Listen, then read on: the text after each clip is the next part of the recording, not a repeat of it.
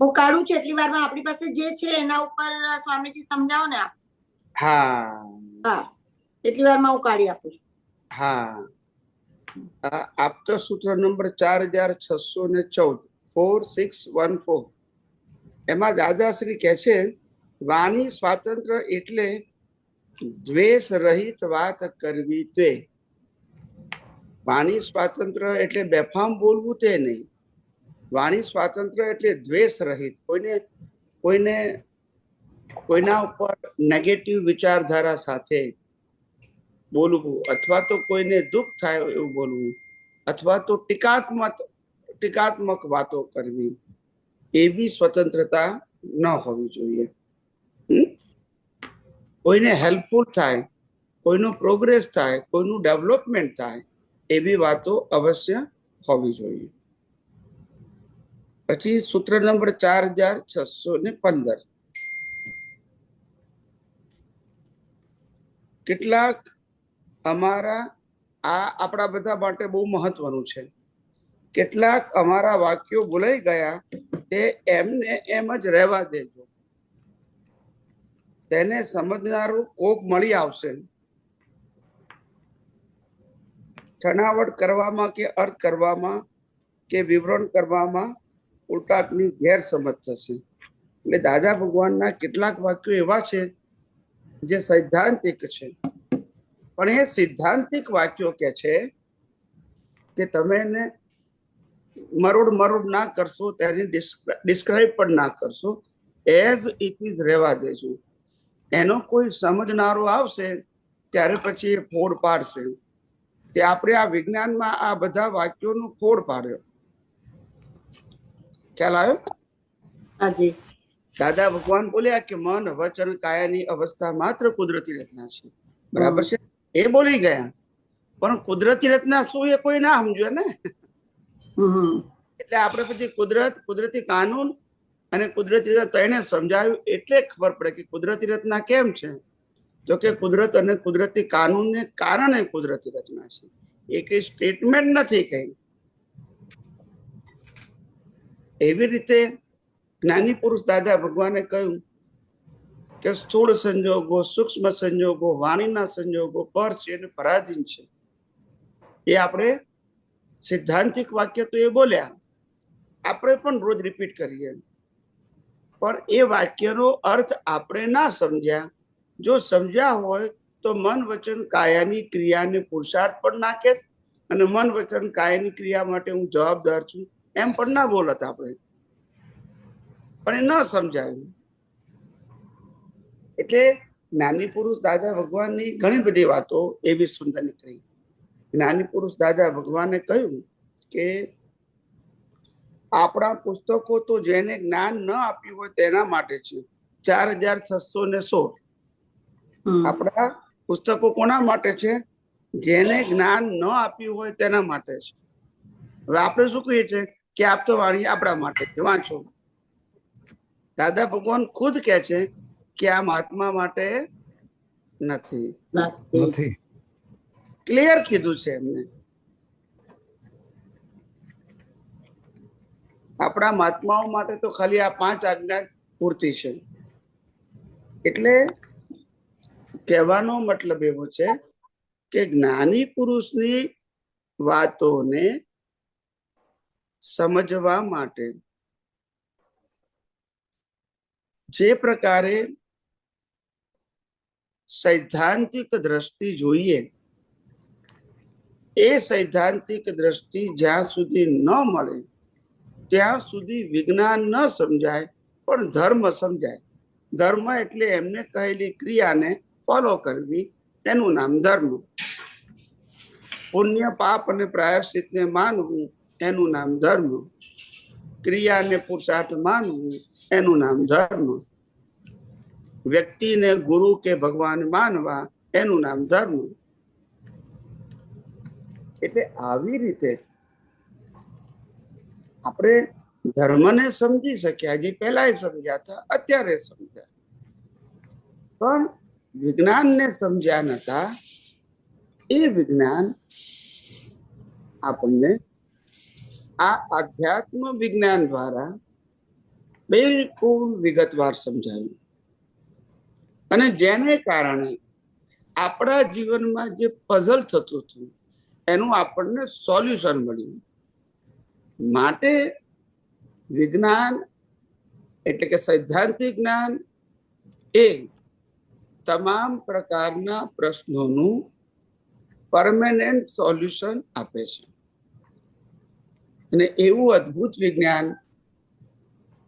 આપણે બધા આ આધ્યાત્મ વિજ્ઞાનના નેજા હેઠળ પામી રહ્યા છે. એટલે કહેવાનો મતલબ મારો એવો છે કે આવું અદ્ભુત વિજ્ઞાન જે આપણે બધા ઘણા વર્ષોથી અને ઘણા અવતારોથી જેના માટે મથી રહ્યા હતા, પણ કઈ રસ્તો મળતો નતો, તે જ્ઞાની પુરુષે વિજ્ઞાન શબ્દ આપવાથી થોડી ક્યુરિયોસિટી તો ઉત્પન્ન કરી, પણ વિજ્ઞાન છતાંય આપણને સમજાયું નહીં. કારણ કે વિજ્ઞાન ના સમજાયું કારણ કે લોકોને વિજ્ઞાન સમજવામાં રસ નહોતો. પણ આધ્યાત્મ વિજ્ઞાન દ્વારા આપણે વિજ્ઞાન સિવાય, કુદરતના કાનૂન સિવાય, સૈદ્ધાંતિક વાતો સિવાય સામાજિક અને ધાર્મિક વાતો ન કરવાને કારણે ધીમે ધીમે આ વિજ્ઞાન નીકળવા માંડ્યું. પ્રશ્ન લોકોના પૂછાતા ગયા અને ધીમે ધીમે વિજ્ઞાન લોકોને સમજાતું ગયું. આવી રીતે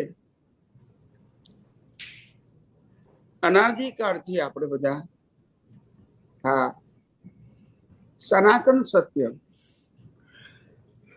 જેનું બીજું નામ છે સનાતન ધર્મ, એ સમજવા માટે જે પ્રયત્ન કરી રહ્યા હતા એ આપણો આ પ્રયત્ન હવે બધો ફળીભૂત થયો. અને તમે બધા બહુ પુણ્યશાળી છો કે તમને લોકોને આ વિજ્ઞાન સાંભળવા અને સમજવા ઘેર બેઠા મળે. તો આ કળિયુગની સતયુગની અંદર તો આ પોસિબલ જ ના બને, કારણ કે ઇલેક્ટ્રોનિક્સ કે ઇલેક્ટ્રિકલ મીડિયા જ ના હોય. તમારે જંગલોમાં જવું પડે, જ્યાં યોગીઓ જ્ઞાનીઓ રહેતા હોય ત્યાં જવું પડે, સાદગીથી જીવવું પડે, અતિ પરિશ્રમ, ચાલીને જવું પડે, કોઈ વાહન નહીં, રહેવાની કોઈ સગવડ નહીં, છતાંય ત્યાં સંઘર્ષમય જીવન જીવવાનું, પરિશ્રમ વાળું જીવન જીવવાનું, નાની મોટી કાર્ય અને સેવાઓ કરવાની. અને એમાંથી ધીમે ધીમે આપણને ગુરુ ખુશ થાય તેમ ધીમે ધીમે આપણને એક એક વસ્તુનું જ્ઞાન આપે. આવી આપણી પરંપરા હતી પહેલા. પણ આજનો આ કળિયુગનો સમય અને કળિયુગની અંદર પણ જે ઇલેક્ટ્રોનિક્સ મીડિયા છે એ એટલું સુંદર કામ કર્યું છે કે જેને કારણે આપણે બધા આ કળિયુગની અંદર ઘેર બેઠા પણ આ વિજ્ઞાનની વાતો સાંભળી શકીએ છીએ. વિડીયો હોય તો વારંવાર સાંભળી શકીએ છીએ. યુટ્યુબ દ્વારા ભૂતકાળના વિડીયો પણ સાંભળી શકીએ છીએ, એકબીજાને મોકલાઈ શકીએ છીએ અને એકબીજા આસાનીથી કોમ્યુનિકેશન દ્વારા એકબીજાને વાતોચીતો કરી અને આ વિજ્ઞાનને યથાર્થ રીતે સમજી રહ્યા છે અને પોતપોતાનો અનુભવ એકબીજાને વહેંચી રહ્યા છે. આવું અદ્ભુત વિજ્ઞાન જે આપણને બધાને આપણા જ પુણ્યથી પ્રાપ્ત થયું છે, એ વિજ્ઞાન આજે આપણે બધા સમજી રહ્યા છે અને એ વિજ્ઞાન દ્વારા જ આપણે હવે ધીમે ધીમે આગળ વધવાનું છે. તો આવો આપણે સૌ પ્રશ્નોત્તરી રૂપે આ વિજ્ઞાનને ધીમે ધીમે ઓર ગહેરાઈથી, ઊંડાણથી, સૈદ્ધાંતિક રીતે સમજવા પ્રયત્ન કરીએ. આપણે બધા બહુ પુણ્યશાળી છે કે ઘેર બેઠા આપણને સત્સંગ પણ મળે છે અને પ્રશ્નના સમાધાન પણ આપણને ઘેર બેઠા મળે છે. એ આ કાળમાં પણ એક એવો પુણ્યનો કાળ છે કે જે નેગેટિવ વસ્તુ માટે કામ કરે એ જ વસ્તુ પોઝિટિવ માટે પણ કામ કરી શકે. એટલે હવે તમે વારા પરથી એક જણા વિડીયો ઓપન કરી અને પ્રશ્ન પૂછી શકો છો.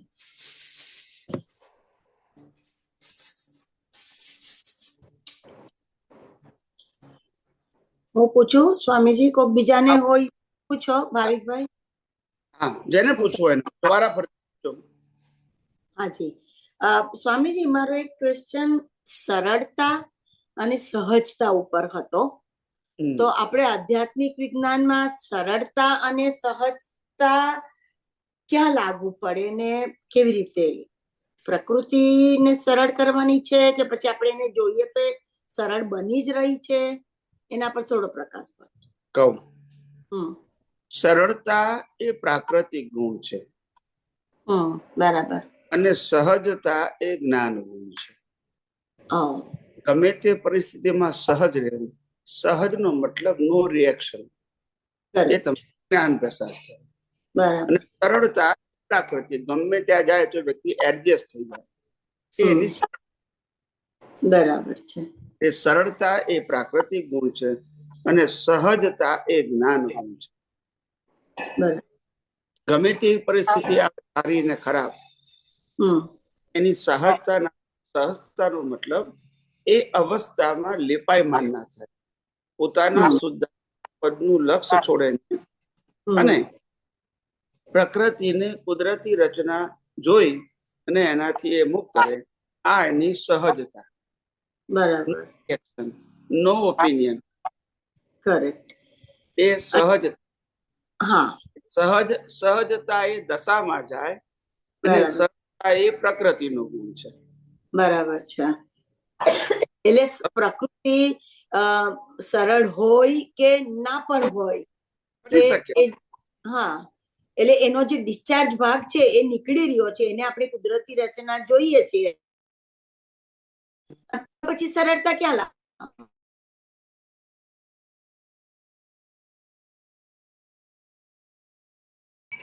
તમારી સરળતા હોય ને, હા, એટલે તમે એડજસ્ટ થઈ શકો.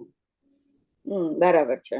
તમારી પ્રકૃતિને ગમતું હોય કે ના, પણ બધે એડજસ્ટ થઈ જાય. બરાબર. પ્રકૃતિ એવી હોય કે બધે એડજસ્ટ થઈ જાય. બરાબર. માધ્યમાં ગમે તે ઠેકાણે સત્સંગમાં લઈ જાવ તો એડજસ્ટ થઈ જાય. હા, સરળ પ્રકૃતિ કહેવાય. બહુ વાંધા વચકા ડકો ડકલ ના હોય, ના કરે. પણ એ પણ સ્વામીજી તમે લઈને જ આવ્યા હોય છો, તો જ હોય ને, તો જ હોય. હા, બરાબર.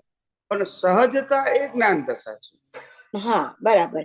અને હવે નાવ આપણે જયારે આ પ્રકૃતિને કુદરતી રચના જોઈએ છે, તો એવું કહી શકાય સ્વામીજી કે આપણા આવતા ભાવમાં આપણી પ્રકૃતિ સરળ હશે કે જરૂરી નથી?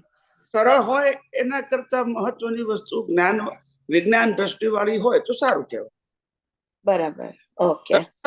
દુનિયાની અપેક્ષા એ સરળતા કોને કેવી એ દરેકનું વ્યક્તિગત ઓપિનિયન છે. બરાબર છે. તમે કોઈની સાથે મારામારી કરો તો તમને સરળ ના કહે, અને રામે રાવણની ફેમિલીને ખલાસ કરી નાખી તો સરળ કે, એટલે આમાં ઓપિનિયન થઈ ગયો. સાચી વાત છે. ખ્યાલ આવ્યો? હા, બરાબર. તમે પોતે લગ્ન કર્યા હોય બે સ્ત્રીઓ સાથે તો લોકો એને અસરળ કે, અને મા સાથે ફરે તો એને સરળ કે. એટલે એને કઈ બહુ ઇમ્પોર્ટન્ટ વ્યવહારમાં ઇઝ ઓકે, વ્યવહારમાં ઇઝ ઓકે, પણ એનું કોઈ સ્ટાન્ડર્ડ નથી, મારો કહેવાનો મતલબ. બરાબર. એટલે હા, એટલે એવું જ થયું ને સ્વામીજી કે આપણે કુદરતી રચના જોઈને આપણું ડેવલપમેન્ટ જ આપણે વધારતા જવાનો, એટલે પછી આવતા ભાવની અંદર એ ડેવલપમેન્ટ જ આપણને આગળ લઈ જશે. હા, એટલે આપણા માટે એના પર જ રાખવાનું છે. આપણા માટે અગત્યની વસ્તુ છે ને એ ડેવલપમેન્ટ છે. ડેવલપમેન્ટ. પ્રકૃતિ સરળ હોય કરીને ના હોય. બરાબર. એક્ઝેક્ટલી. હોય તો ઠીક છે, આપણે નથી કહેતા કે પ્રકૃતિ સરળ હોય તો ખરાબ છે એવું, પણ એના આધારે એની જ્ઞાન દશા માપી શકાતી નથી. બહારથી માણસ અંદર એકદમ સરળ હોય અને અંદર ભયંકર પ્રકારનો દ્વેષ પણ હોઈ શકે, ક્રોધ પણ હોઈ શકે, કપટ પણ હોઈ શકે, માયા પણ હોઈ શકે, પણ બહાર Right. દેખા નહીં. નહીં. એટલે પણ એને અત્યારે કળિયુગમાં તો સ્વામીજી આ ચર્મચક્ષુથી તો આપણે બહારથી જ લોકોને માપીએ, ન માપવા જોઈએ પણ મપાઈ જાય છે એમ, રાઈટ સ્વામીજી?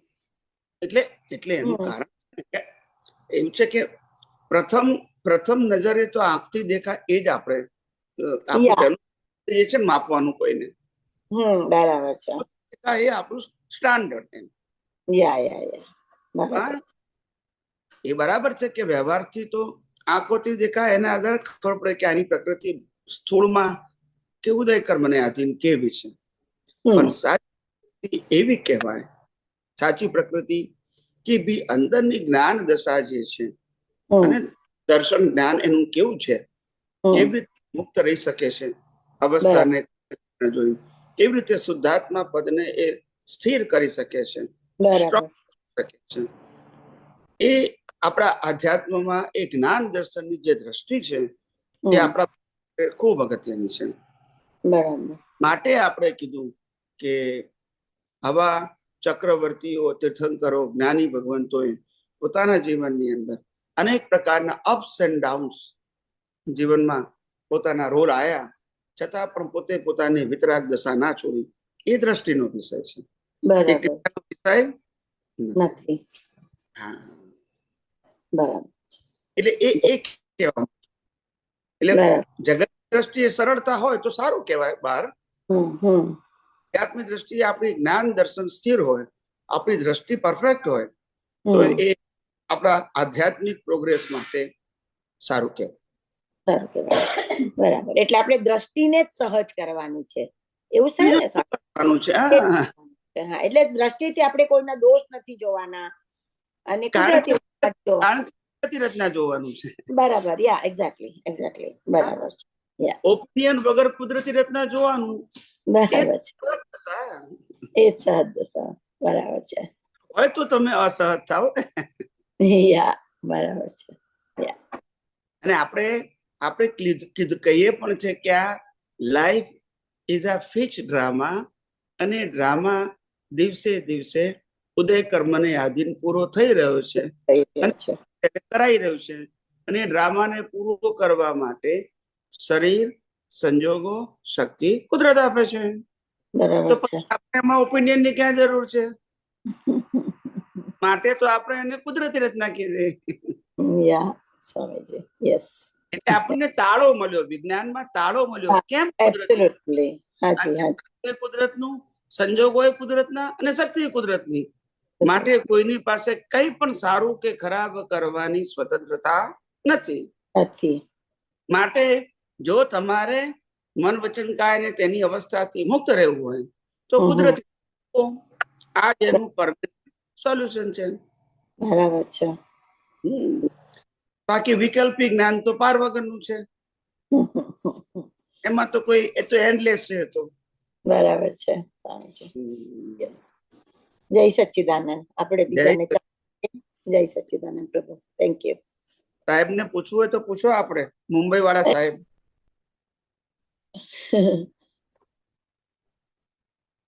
અહીંયા નથી સ્વામીજી, ક્રિકેટમાં ગયા તો. ના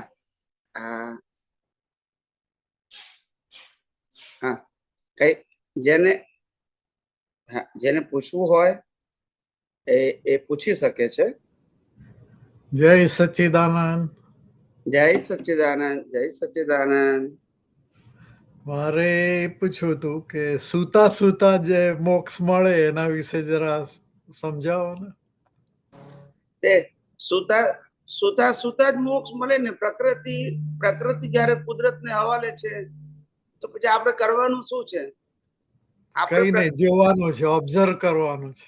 આપણા પ્રકૃતિના ભાગમાં સુઈ જવાનું મતલબ આપણું કશું ચાલવાનું નથી ને ચાલ્યું નથી.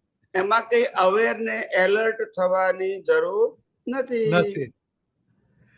પણ ત્યારે લોકો એમ ના કે તમે કઈ કરતા નથી, તમારામાં પાણી નથી, તમે નમાલા છો, વગેરે વગેરે. એ દુનિયાની ભાષા તો બરાબર છે. દુનિયાની ભાષા આમે બોલે અને આમે બોલે.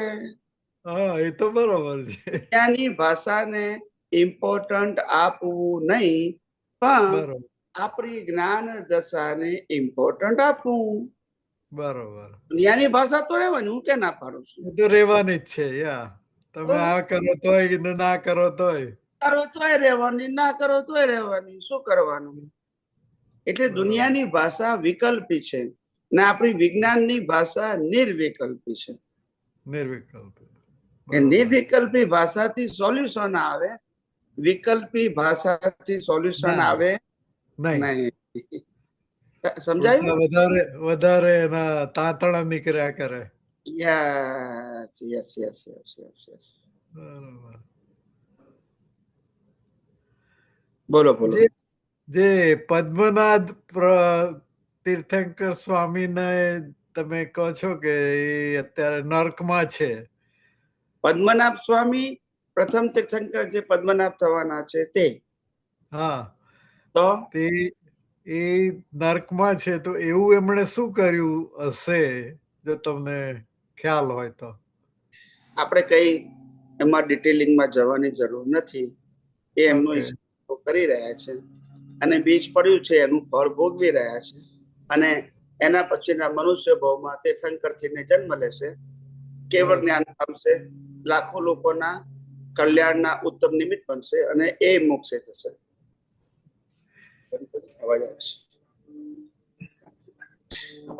કાચો બધું બરોબર હા એટલે એટલે આપણે બધામાં ક્યાં ડિટેલમાં પડીએ પ્રભુ. ના ના ના બરોબર છે ના વાત તો સાચી છે. આપણી પ્રકૃતિના પણ ડિટેલિંગમાં પડવાની હું ચોખ્ખી ના પાડું છું. ઓકે જે થાય છે એ જોયા કરો બસ. જે પ્રકૃતિ કુદરતી રચના રૂપે છે, શરીર, સંજોગો, શક્તિ, એમાં ઊંડા ઉતરીને શું કરવાનું આપણે. ના કઈ ફેરફાર તો થવાનો નથી ને કરવાની જરૂર બી નથી. અને બીજું આપણી પ્રકૃતિ ઉપર આપણો કંટ્રોલ નથી ને. ના જરાય ડિટેલમાં જઈને ઉડતું સુખ કે દુઃખ થવાનો અર્થ જ નથી ને. એ બધું નવું પઝલ ઉભું થાય. હા બરોબર બધા વધારે તાંતણ આવતા જાય. એના કરતા નદીના પ્રવાહની જેમ આપણી પ્રકૃતિને ઉકલતી જોયા કરવાની બસ. સહજ સહજ સમજાવ બસ વિધાઉટ ઓપિનિયન. બરોબર સહજ રહ્યો. ઓકે અનાદિકાળથી વિકલ્પમાં તો ફસાયા. હા એને લીધે તો આ બધી ઊભી થઈ દુનિયા. બરોબર જય સચ્ચિદાનંદ. જય સચ્ચિદાનંદ પ્રભુ, જય સચ્ચિદાનંદ. તમારું નામ ભૂલી ગયો પાછું. કિશોર. આપણે પહેલી જુલાઈએ મળ્યા હતા કામિની બેન ને ત્યાં. હા મને યાદ આવી ગયું, નામ ભૂલી ગયો તો. મળ્યા હતા તો મને ચોક્કસ ખબર છે.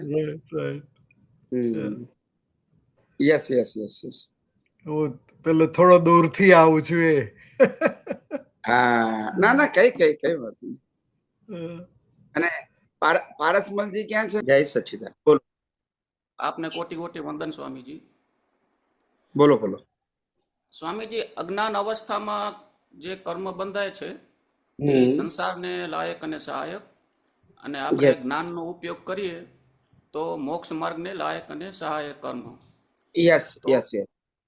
તો બંનેમાં સ્વામીજી કર્મ તો બંધાય છે, તો આપણે અજ્ઞાન નાશ કરવો તો એનો પુરુષાર્થ અલગ છે. હા અજ્ઞાન નાશ કરવો એટલે વિજ્ઞાનનો ઉપયોગ કરવો, એને પુરુષાર્થ કહેવાય. અને અજ્ઞાનનો ઉપયોગ કરવો એટલે કે રિલેટિવ સત્યના વ્યૂ પોઈન્ટનો ઉપયોગ કરવો, જેનાથી પાપ અને પુણ્ય બંધાય.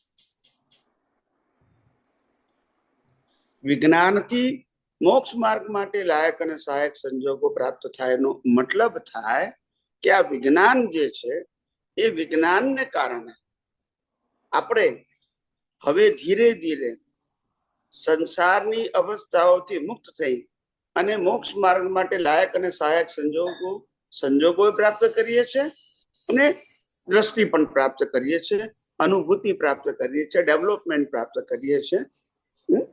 એટલે જેને કારણે આપણે જ્યાં છીએ ત્યાંથી મુક્તિના માર્ગમાં આગળ વધી શકીએ છીએ. પેલું અજ્ઞાનથી જે કર્મ બાંધો છો એનાથી તો પાપ અને પુણ્ય બંધાય, પણ સંસારને લાયક અને સહાયક જ કર્મ બંધાય, કારણ કે જેનો આધાર જ અજ્ઞાન છે. બરાબર. એટલે એટલે આપણે મોક્ષ માર્ગને લાયક અને સહાયક કર્મ બંધાય અને સાથે અજ્ઞાન પણ નાશ થાય, બંને સાથે થાય છે સ્વામી? હા, તો જ થાય ને. બે અજ્ઞાન અને વિજ્ઞાન બે નો સાથે ઉપયોગ કરી શકાય નહીં. ક્યાં અજ્ઞાન નો કરો, ક્યાં વિજ્ઞાન નો કરો.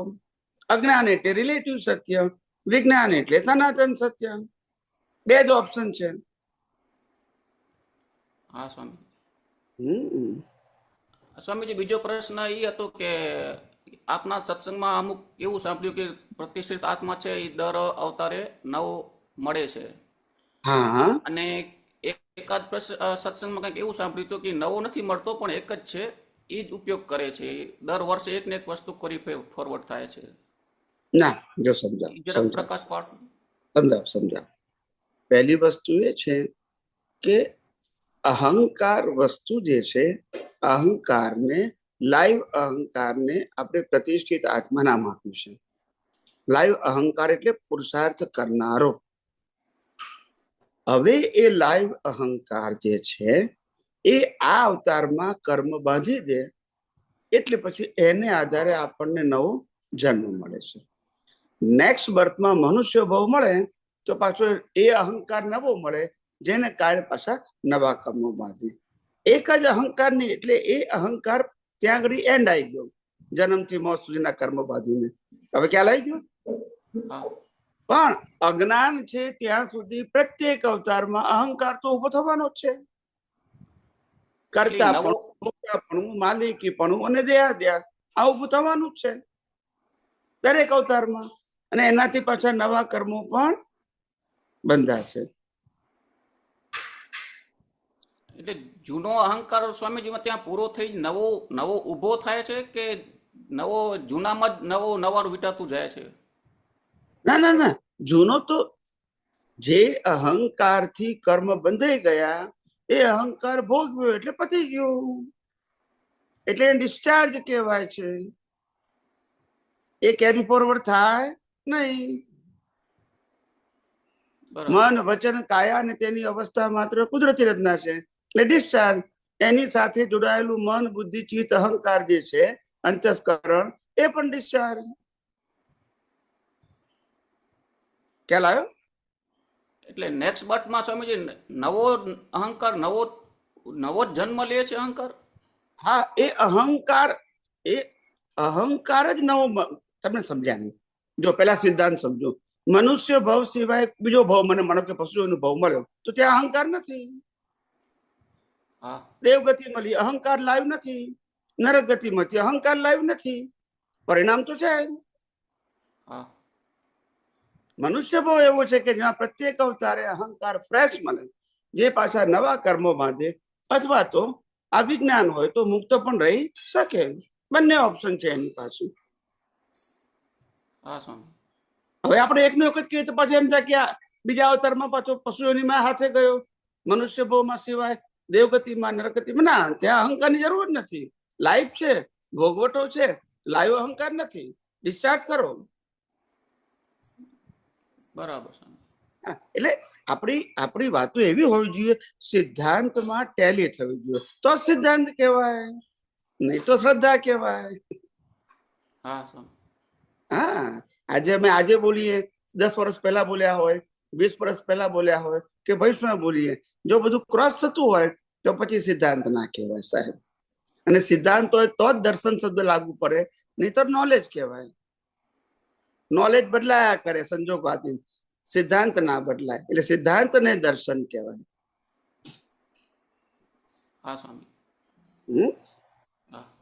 બીજું શું પૂછવું છે? ચાલુ રાખજો અમારા ફાઇલ ને. જય સચ્ચિદાનંદ સ્વામીજી. જય સચ્ચિદાનંદ, જય સચ્ચિદાનંદ. બોલો, પ્રશ્ન પૂછવો છે? હા સ્વામીજી, પ્રશ્ન છે એક કે બોલો. આપણે જે કઈ છે કે ભાવથી કર્મો બંધાય છે, તો આપણે અમુક કોક ભાવ સ્ટ્રેન્થ લેન્થ વાળા જે હોય કઈ છે, અને ઈ પ્રમાણે એનો જે ભાવ હોય કે 1 મિનિટનો હોય, કોક ભાવ કોક 1 સેકન્ડનો હોય, કે એવી રીતે જે નક્કી થતું હોય છે એ કેવા સ્ટ્રેન્થ લેન્થ ઉપર નક્કી થતું હોય છે? એ કુદરતનો એમનામ જ કુદરતનો કાનૂન ને. એ આપણે ના જોઈ શકીએ.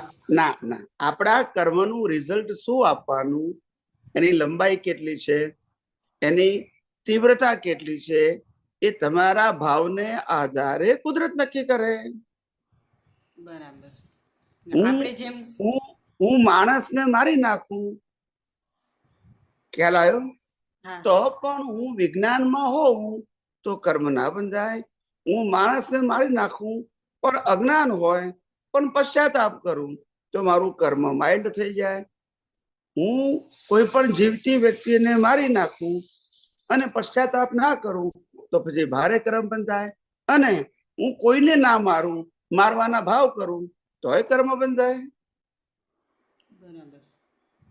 એટલે બધી પરિસ્થિતિમાં કર્મ તો બંધાય પણ કર્મના પ્રકાર અલગ અલગ આવે.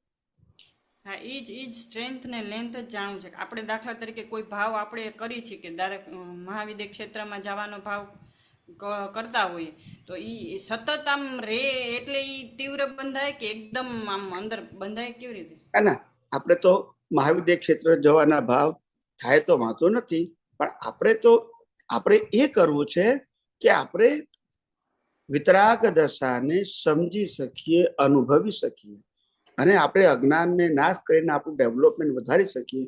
એ આપણા માટે બહુ અગત્યનું છે.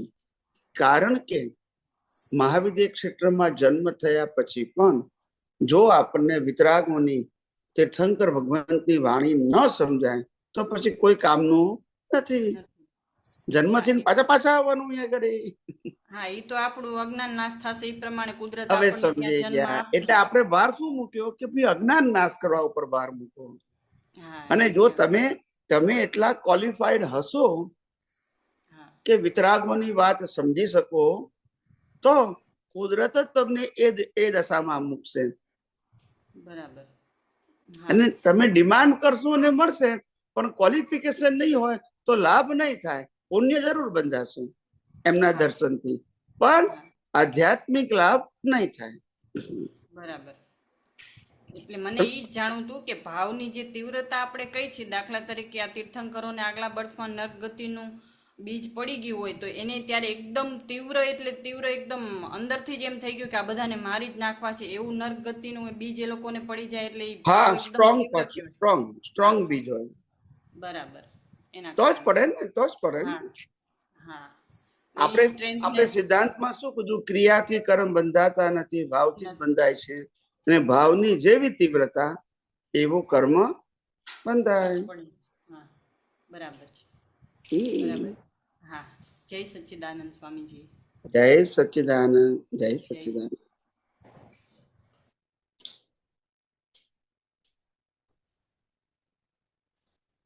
પૂછો, કોઈને પૂછવું હોય તો પૂછો. જય સચ્ચિદાનંદ સ્વામીજી. જય સચ્ચિદાનંદ, જય સચ્ચિદાનંદ. હેમાં જય સચ્ચિદાનંદ સ્વામીજી. આપણે એક સેકન્ડ. આપણે જે આ દાદા ભગવાનનું આપણે મૂક્યું છે 4615 સૂત્ર, હા, કેટલાક અમારા વાક્યો બોલાઈ ગયા તે એમને એમ જ રહેવા દેવા, એને સમજનાર કોક મળી આવશે. છણાવટ કરવામાં કે અર્થ કરવામાં કે વિવરણ કરવામાં ઉલટાની ગેરસમજ ઊભી થશે. એ આપ સમજાવો ને. આ એ જ મેં સ્ટાર્ટિંગમાં સમજાયું કે જ્યાં સુધી તમારી દ્રષ્ટિ સાયન્ટિફિક થઈ નથી ત્યાં સુધી એને એક્સપ્લેનેશન ના આપશો, પઝલ થઈ જશે. હવે તમારી દ્રષ્ટિ સાયન્ટિફિક થઈ ગઈ, હવે તમને સમજાઈ ગયું વિજ્ઞાન, એટલે હવે તમે કોઈને વાત કરી શકો. ખ્યાલ આવ્યો? પહેલા શું હતું કે ભાઈ આપણે સમજ્યા, આપણે સાંભળતા હતા, બોલતા હતા, બધું કરતા હતા કે મન વચન કાયાની અવસ્થા માત્ર કુદરતી રચના છે, જેનો કોઈ બાપોય રચના નથી અને તે વ્યવસ્થિત છે, એવું બોલતા હતા ખરા. પણ મન વચન કાયાની અવસ્થાને કુદરતી રચના જોતા નતા, કારણ કે સાયન્ટિફિક વિઝન નતું. બરાબર. મારે તો તપ કરવાનું, જપ કરવાનું, માળા કરવાની, આરતી કરવાની, કીર્તન ભક્તિ કરવાની, ચરણ વિધિ કરવાની, એ કરતા પણ આમ હતું. નંબર 1. નંબર 2, મારી ભૂલો થઈ, સામેવાની ભૂલો થઈ, માફી માંગવાની, આ બધી ક્રિયાને જ આપણે પુરુષાર્થ માનતા હતા. એટલે પછી આ વાક્યનો કોઈ મિનિંગ રહ્યો નહીં. એમ એટલે કે જ્યાં સુધી ના સમજાય ત્યાં સુધી એને એમને એમ રહેવા દેજો. એનું તમે બુદ્ધિથી અર્થઘટન ના કરશો, બોલ્યા કરજો, આગળ તમને કોઈ સમજાવનારો ભેગો થઈ જશે. એમનો કહેવાનો મતલબ એમ છે. જી, આપે મૂક્યું હતું એટલે મેં કીધું લાવ સમજે સ્વામીજી શું કહેવા માંગે છે. ના એટલે મને કોઈ કે મોકલ્યું એટલે મેં ખાલી ત્યાં ગ્રુપમાં મૂકી દીધું. ના સમજે એટલા મૂક્યું છે તો આપણને ખબર પડે ને કે તમે શું કહેવા માંગો છો. અને આપણે તો સમજવા માટે તો બેઠા જ છીએ. આપણે જી. જ્ઞાની પુરુષે એટલી બધી હિન્ટ્સ આપી છે આપણને બધાને કે આ કાળમાં પહેલી વસ્તુ એ કે વિજ્ઞાન એક તો હોતું નથી, અને વિજ્ઞાની હોય તો વિજ્ઞાનને સ્વીકારનારો વર્ગ સતયુગમાં પણ જૂજ હતો, રેર. તો કળિયુગમાં તો રેર હોય જ. રાઈટ. અને એમાંય જો તમને ભેગા થઈ જાય તો પછી વિજ્ઞાનની વાહે પડજો, ધર્મ અને વ્યવહારની વાહે ના પડજો. વિજ્ઞાનની દ્રષ્ટિને પરિપક્વ કરી નાખજો, એ દ્રષ્ટિ કામ લાગશે. વ્યવહાર તો મૂકીને જવાનું છે. બરાબર છે. કારણ કે કોઈ પણ ક્રિયા એ પૂતગલની છે તે પૂતગલને જ બેનિફિટ થશે, પ્રકૃતિને કોઈ પણ રીતનું કરતા થઈને કરશો તો. અને સાયન્ટિફિક રીતે છૂટા રહેશો તો ડિસ્ચાર્જ થશે. કારણ કે તીર્થંકરની સામે ભગવાન સિમંદર સ્વામી પાસે કદાચ ક્યારેય જગ્યા મળે તો સાયન્સ જ કામ કરશે, સાયન્ટિફિક વિઝન સમજવામાં. એમનું કેવળ જ્ઞાન સ્વરૂપ હેલ્પફુલ નહીં થાય પાછું. ના, હા. એટલે આ સાયન્ટિફિક વિઝન જ ત્યાં એમની ભાષાને સમજવા કે એનું અનુસંધાન મેળવવામાં કામ લાગશે, છેવટે કેવળ જ્ઞાન ખોલવામાં. એ સુંદર આપણે આખી દ્રષ્ટિ ખોલશે. એટલે દાદા ભગવાને કહ્યું ને કે આપણે તીર્થંકરોની સભામાં બેસીને આયા છીએ, પણ કેમ ફાયદો ના થયો, સમજી ના શક્યા. સાયન્સ સમજાવ્યું નહોતું. આજે તમે વિચાર કરો તીર્થંકરની ભાષા કેટલી પરફેક્ટ હોય, અને એની સાથે દાદા ભગવાનની ભાષા એ આપણે ના સમજી શક્યા તો તીર્થંકરની ભાષા કેવી રીતે સમજાય? એ તો આના કરતા ઓછું બોલે. દાદા તો આટલું બોલ્યા, એ તો આટલું ના બોલે. તો કેવી રીતે સમજાય? એ તો કે છે ધ્વનિ હોય તીર્થંકરની ભાષા. હા, એ તો વાણીનો પ્રકાર કીધો. ડેવલપમેન્ટ હોય તો જ સમજાય, નહીં તો ના સમજાય. હા, બરાબર છે. એ ખટપટિયા ના હોય, પ્રશ્નનો એકદમ શોર્ટ એન્ડ સ્વીટ જવાબ આપે, સિદ્ધાંત બોલે, એક્ઝામ્પલ આપે, પતી ગયું. અમે કેવું કહીએ છીએ, પ્રશ્ન પૂછો કે ભાઈ આ સિદ્ધાંત છે ને એને અનુરૂપ એક્ઝામ્પલ છે, પતી ગયું. બરાબર. લાંબુ લાંબુ ના હોય. એ એટલું લાંબુ ના બોલે કે જેના આધારે માણસ ને જરૂર પણ ના પડે. એમની સામે વાળા પ્રશ્ન એનો જવાબ મળી જ જાય સિદ્ધાંતને આધારે. પણ જે લોકો ડેવલપ નથી એ સાંભળે ખરા પણ સમજાય નહીં એને, કારણ કે એની દ્રષ્ટિ રિલેટિવ સત્ય ઉપર આધારિત છે, અને વિતરાગોની વાણી સિદ્ધાંત ઉપર અને સનાતન સત્ય ઉપર આધારિત હોય. કેમનો મેર પડે પછી? સાયન્ટિફિક છે આખી. કારણ કે કુદરતનો કાનૂન એટલે નેચરને જ આખું એક્શન એનાથી જ ઇન્ડિપેન્ડન્ટ વિઝન છે આખી, કોઈના પર આધારિત નથી. જે આપે કહ્યું હતું તે આધાર નહીં કશો સાયન્સ. ભારત વર્ષમાં પહેલી વખત કુદરતના કાનૂનને જ સાયન્સ કીધું. કોઈએ કુદરતના કાનૂનને સાયન્સ નથી કીધું. બરાબર છે.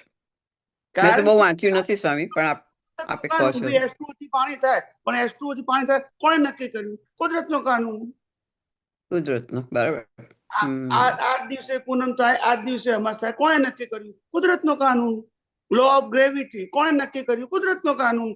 તમે કરેલા કર્મનું ફળ કયા આધારે મળે છે? કુદરતનો કાનૂન. તમે કુદરતના કાનૂનને આપણે વિજ્ઞાન કીધું. કુદરતનો કાનૂન શબ્દ બી હતો અને વિજ્ઞાન શબ્દ બી હતો. આ બેનું સેટઅપ નતું. શું નતું? સેટઅપ નતું. આપણે વિજ્ઞાનને અલગ માનતા હતા ભૌતિક બાબતમાં, અને કુદરતના કાનૂનને અલગ માનતા હતા.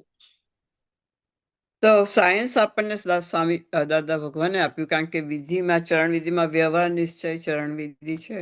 આ તો જસ્ટ પૂછવા માટે, સમજવા માટે. નિશ્ચય છે તો નિશ્ચય થયા છે, વ્યવહાર થયા છે. એ બેનું કનેક્શન કરીને નિશ્ચય તરફ જવાનો રસ્તો દાદાએ બતાવ્યો. પણ બધા, અને નમસ્કાર વિધિ બીજું બધું આપ્યું, બધા કરવાની હેબિટથી કરવામાં પડી ગયા. અને ચરણ વિધિ વાંચવાની જ, દરરોજ વાંચવાની જ, બધા જે આગ્રહ કરે છે ને એ જી. વાંચવાની જ એક જાતનું બીજી સવારની થઈ ગઈ એટલે કે તમારું કામ થશે. I don't think so that will work.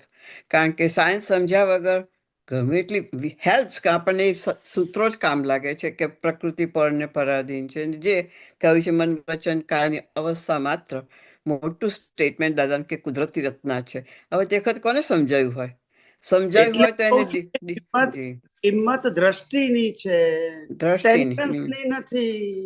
ના પણ મહાવીર પહેલા બેઝિક તો વી નીડ અ સાંભળી સેન્ટેન્સ. શકું, હું મહાવીરની વાતો સાંભળી શકું પણ સમજી કેમ ના શકું? તો કે દ્રષ્ટિ નથી.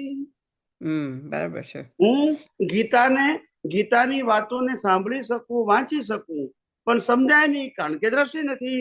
હું વેદાંતને સાંભળી શકું, વાંચી શકું પણ સમજી ના શકું કારણ કે દ્રષ્ટિ નથી. તો કિંમત કોની છે? દ્રષ્ટિની. દ્રષ્ટિની છે. હવે તમને એ. ગીતાએ સમજાય, વેદાંતે સમજાય, આગમન સમજાય, અને કોઈની પણ વાણી તમે સાંભળો તમને ખ્યાલ આવી જાય કે આ રિલેટિવ સત્યની વાત છે કે સનાતન સત્યની. કેમ? કારણ કે દ્રષ્ટિ મળી. અને કારણ કે પહેલા જ આધારે અફસોસ ના થાય. કોઈ ક્રિયા થાય, કોઈ ક્રિયા ન પણ થાય, વ્યવહારિક અને ધાર્મિક, તો અફસોસ એટલા માટે ના થાય તમને ખબર પડી ગઈ કે એક તો જીવન એક પ્રોગ્રામ છે અને બીજું ધર્મ એક ફોર્મેટ છે. ફોર્મેટ ને આધ્યાત્મ સાથે કોઈ લેવા દેવા નથી. આ બે વસ્તુને સમજાય એટલે પતી ગયું.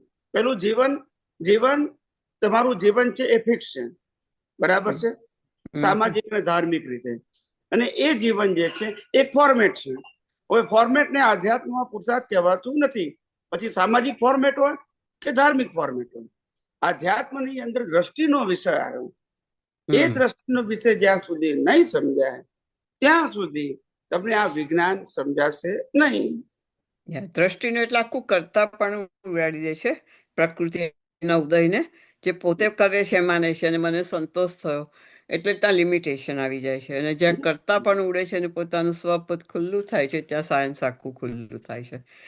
કારણ કે પરપરિણીતિ, પૂતગલ પરિણીતિ એનો રોલ ભજવે છે અને સ્વપરિણીતિ એને ખાલી જુએ જાણે છે. આખું આ સાયન્સ ત્યાં જ ખુલ્લું થાય છે. અને આ આપના જે સત્સંગ છે એનાથી જ આટલું બેસી શકે. આટલું સાંભળ કરીએ, એનું ચિંતન મનન કરીએ, આ સત્સંગ કરીએ તો એક જાતનું એનું સેટલમેન્ટ અંદર થતું જાય. પછી ક્વેશ્ચન માર્ક કે કશું રહેતું નથી. જેવી રીતે ગીતામાં કર્મ કરવાનો તો અધિકાર છે પણ ફળનો નથી. હવે એમાં ઇન્ટરપ્રિટેશન બધા કેટલા જુદી જુદી રીતે આપે છે. પણ અહીંયા આપણે ખુલ્લું થાય છે કે આખું કર્મનો રિઝલ્ટ આખું કુદરતના તાબામાં છે અને તું કરીશ એ પણ કુદરતના તાબામાં છે. જે કરીશ એમાં કે લઈને આવે છે એવું નહીં, પણ તારા હાથ પગ ચાલે છે આખી કુદરતી રચના જ છે. અને એનું જે રિઝલ્ટ આપે છે એ કુદરતી રચના છે. એટલે કે આ બધા ક્વેશ્ચન આખા ઉડી જાય છે. કારણ કે જો કૃષ્ણ ભગવાન પોતે જ્ઞાની પુરુષ હતા અને પાંડવ એ જ ભાવમાં અર્જુન મોક્ષે ગયા, યુધિષ્ઠિર મોક્ષે ગયા, છતાંય કેટલી તકલીફો પડી. લોકોને એવું થાય છે કે ધર્મ કરીએ આપણે, પ્રાર્થનાઓ કરીએ એટલે આપણું સામાજિક જીવન સુધરે, ફેમિલી લાઈફ સરસે, પણ it's not that way work. એ લઈને જ આવે પ્રોગ્રામ એ પ્રમાણે ડિસ્ચાર્જ થાય છે. કારણ કે ભગવાનને પણ બધા ફેસ કર્યા છતાં જ્ઞાની પદ મળ્યું. પણ આટલા છોકરાઓ રાણીઓ છતાંય જ્ઞાની પુરુષ તરીકે ઓળખાયા અને આખી દુનિયામાં પૂજા. એટલે સાયન્સ ઇઝ ધેર. સાયન્સ ત્યાં વર્ક કરે છે દ્રષ્ટિના લેવલે. એ આખી સમજણ હવે ખુલ્લી આપણને થતી જાય એવું મને સમજાય. તમને સાયન્સ જેટલા એંગલ થી સમજાય છે ને એને ચોગરદમ કહેવાય. સાયન્સ બધા એંગલ થી, બીજું કઈ નહીં. બીજું કઈ નથી. ચોગરદમ એટલે બીજું કઈ નહીં. તમારી દ્રષ્ટિમાં જેટલા પણ વ્યૂ પોઈન્ટ છે એ બધા વ્યૂ પોઈન્ટમાં તમને કુદરતી રચના દેખાય એટલે બધા એંગલ વિજ્ઞાન સમજી ગયા. એમાં કોણ કેટલું સમજ્યું છે એ પ્રશ્ન નથી. આપણા એંગલ જેટલા પણ હોય વ્યૂ પોઈન્ટ વાળા, રિલેટિવ સત્ય વાળા, ઉદય કર્મમાં, એ બધામાં કુદરતી રચના દેખાય એટલે આપણે ચોગરદમથી સમજી ગયા. વિઝન ખુલતી જાય આખી. પછી પ્રશ્ન આવે ને તો એ જ એપ્લિકેશન આવી જાય કે અહીંયા કુદરતી કાનૂન કઈ રીતે કામ કરે, સિદ્ધાંત. પછી બીજું બધું તો પ્રકૃતિનું આખું એ સમજાવવા માંડે ધીમે ધીમે. કારણ કે આખું ડિસ્ચાર્જ છે. તમે સમજાવ્યું 5 તત્વોનું બનેલું છે, 6 તત્વ સનાતન ચલાવે છે અને આખું સાયન્ટિફિક રીતે પ્રોસેસ થયા કરે છે. એ કોઈના કંટ્રોલમાં નથી એક્સેપ્ટ કુદરતના છેવટે નથી. ટાઈમ ને સંજોગો ભેગા થાય અને રિઝલ્ટ આપી દે છે. એવું સમજાય ઘણી વાર. પણ થેન્ક યુ સર. આપણે પેલા ભાવ અને ક્રિયા બે શબ્દો જાણતા હતા. ભાવ બી ખબર હતો શબ્દ અને ક્રિયા શબ્દ. પણ ભાવથી જ કર્મ બંધાય છે, ક્રિયાથી ક્રિયા એ પરિણામ છે. આવી લાઈન ઓફ ડિમાર્કેશન નથી. નથી. આપણે ક્રિયાને પરિણામ બી કહેતા હતા અને ક્રિયાને પુરુષાર્થ કહેતા હતા. આ જ પુરુષાર્થ પુરુષાર્થ જ કહેતા હતા. પુરુષાર્થ કહેતા હતા, બે સમજતા નામ હતા. આપતા હતા. ક્યારેક એને પરિણામ કહીએ ને ક્યારેક પુરુષાર્થ કહીએ. આમાં સિદ્ધાંત જેવું કશું હતું નહીં. એમાં બહુ જ કન્ફ્યુઝન લોકોને થતું હતું. ક્વેશ્ચન કેવી રીતે થાય? તો આ જ કન્ફ્યુઝન, કઈ રીતે અમે આ કરીએ, આ છોડી દેવાનું, આ કરવાનું પણ છોડવાનું નથી ને કરવાનું નથી. આખું જોવાનું છે કુદરત સેપરેટ થઈને. જોવાનું છે છૂટા રહીને. એક જણ મેં કહ્યું આવું જ કરવાનું છે. મને કે તમે તો એક અવતારી થઈ જશો. કેવી રીતે સવાય એક અવતારી બધું કેટલોય કચરો કાઢવાનો છે. સાયન્સ સમજવામાં સમજવું તો પડશે ને, એંગલ્સ બધા. કોઈ પણ રીતે અજ્ઞાન રહેવું ના જોઈએ. અને સાયન્ટિફિક ગણિત છે. કરવાનો બોજો હતો ને, કરવાનો બોજો જો ના કરવાની નહીં. કરવાનો એ બોજો બહુ ઉડી ગયો, સંપૂર્ણ ઉડી જાય. કરવાનો બોજો એ તૂટી ગયો અને ક્રિયાનો બોજો જતો રહ્યો. કારણ કે પેલા ક્રિયાનો બોજો શું હતો? મારાથી ભૂલ થઈ, મારે માફી માંગવાની. એટલે કરવાનો બોજો જતો રહ્યો અને ક્રિયાની જવાબદારી પણ જતી રહી. શું બને છે જોયા કરો જ થઈ ગયું. સાહેબ મારાથી પ્રતિક્રમણ થયું નથી, મારે કરવું પડશે. ખ્યાલ આવે ને? અને અંદરના લેવલનો જે અભિપ્રાય હતો કરતા પદનો, આમાં જ હોવું જોઈએ, આમાં એ ઉડી ગયો. કારણ કે કરતા જ આખી કુદરત છે અને ખાલી નૈમિત્તિક પ્રયત્નો ચાલુ થાય છે. એટલે થોડી સહજતા તરફ આખું દ્રષ્ટિનું લેવલ જતું જાય. ઓટોમેટિક આ સાયન્ટિફિક વિઝન જ તમને સહજ બનાવશે. સહજ એટલે હમણાં આપણે સ્ટાર્ટિંગમાં જ વાત કરી કે સહજ અને સરળમાં ફેર શું? એને પ્રશ્ન પૂછ્યો હતો તો મેં કહ્યું સરળતા એ પ્રાકૃતિક ગુણ છે, એને આધ્યાત્મ સાથે સીધો સંબંધ નથી. સરળતા લાયા હોય તો હોય, ના લાયા હોય તો ના હોય. સહજતા છે એ જ્ઞાન દર્શનનો ગુણ છે. ગમે તેવા યુદ્ધમાં પણ એ સહજ રહી શકે, ગમે તેવા રાજનીતિ વાળા સંસારના સંજોગોમાં પણ સહજ રહી શકે. એ જ્ઞાન દર્શનનો પ્રશ્ન છે. એ બહારની અવસ્થાનો પ્રાકૃતિક પ્રશ્ન નથી, એ દ્રષ્ટિનો પ્રશ્ન છે. એમાં જ ક્ષત્રિયપણું આખું ખુલ્લું થાય. ક્ષત્રિયપણું દ્રષ્ટિમાં આવવું જોઈએ. એમાં તો લાયા હોય તો હોય, નહીં તો ના હોય. એ પ્રાકૃતિક. અને બીજો ક્વેશ્ચન નાનું પૂછું. આપે જે કહ્યું હતું કે સિમંદર સ્વામીની સભામાં જે શ્રાવિકાઓ 25 ભવથી બેઠા હોય, તો ભગવાનની સામે કેવી રીતે 25 ભવ સુધી ટકી શકે? જો જ્ઞાન આટલું બધું થતું હોય ને સંજોગો હોય તોય એ કંઈક શું અજ્ઞાન હોય કે હજી એમને જન્મો લેવા પડતા હોય? એની વાતો તો ભગવાનની સાંભળે પણ ડેવલપમેન્ટ ના હોય તો સમજાય નહીં ને. છતાં એક ક્ષેત્રનો લાભ મળ્યા કરે એમ. પુણ્ય તો બંધાય એમ ભાવ બી કરે. પાછું ભગવાનને જોઈને કે મને પાછું એમની સાથે જાવ, એમ કે દાદા ભગવાન સાથે મારો જન્મ થાય બીજા અવતારમાં પાછું એમના સાનિધ્યમાં, એવી રીતે. પણ સમજાય જેટલું 5-10 2% સમજાયું તો એટલું કામ થયું, બાકી ના સમજાયું આગળ જઈને સમજાશે પાછા. બરાબર. એટલે ટૂંકમાં સંસારનો દ્રષ્ટિકોણ ના હોય પણ ખાલી ભગવાનની સામે બેસવાથી જે ટાઈમ કહ્યું જેટલું પુણ્ય બંધાયું પાછું બીજા બહુમાં જ કેરી ફોરવર્ડ થાય. અને બીજું શું છે કે એક વસ્તુ પ્લસ પોઈન્ટ છે, અનુભવી જ્ઞાની પુરુષ અને તીર્થંકરની હાજરી. આ બે હાજરી એનું વાતાવરણ હોય. એ વાતાવરણ તો તમને લાભ કરે જ ને. બહુ લાભ કરે, જબરજસ્ત. ના સમજાય તો એ વાતાવરણ તો તમને લાભ કરે જ પાછું. ઘણો લાભ કરે. તમે 3-4 દિવસ રહ્યા, ઘણો લાભ જાણે. પરમ શાંતિ. Thank you Nabha. જય સચ્ચિદાનંદ. જય સચ્ચિદાનંદ. જય સચ્ચિદાનંદ. હવે આપણે એકાદ પદ મૂકી દઈએ, પછી આપણે ફેરથી શરૂ કરીએ. કલાક થઈ ગયું છે ને. જય સચ્ચિદાનંદ. તબિયત પાણી સરસ ને પ્રભુ? બિલકુલ નોર્મલ છે. તમે પરિવારમાં મજામાં છો? બસ બધા એકદમ મજામાં. હવે એવો થાય છે કે કેવળ દર્શન પછી કેવળ જ્ઞાન છે, ઈ આપણે સાયન્સમાં વાત થઈ જ ગઈ છે કે કેવળ જ્ઞાન છે એમાં અંતરાય કર્મ છે, એ કુદરત નો સબ્જેક્ટ છે, એ આપણો સબ્જેક્ટ નથી. બરાબર?